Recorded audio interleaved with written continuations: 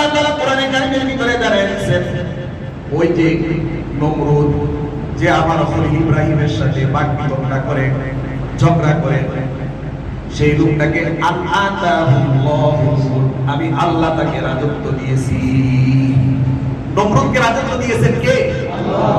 ফেরাউনকে রাজত্ব দিয়েছেন কে? আল্লাহ।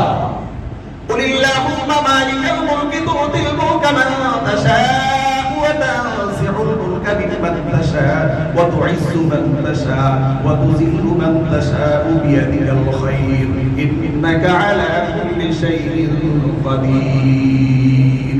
আল্লাহ যদি চায় তাহলে রাষ্ট্রপ্রধানকে বেইজ্জতি করে জুতার পিটা দিয়া দেশ ছাড়া করে, আবার একজন প্রতীককে চাইলে আল্লাহ পাক করে রাষ্ট্রীয় ক্ষমতায় ওই রাষ্ট্রের চেয়ারের মধ্যে বসাইয়া দেয়। জোরে বলেন ঠিক কিনা?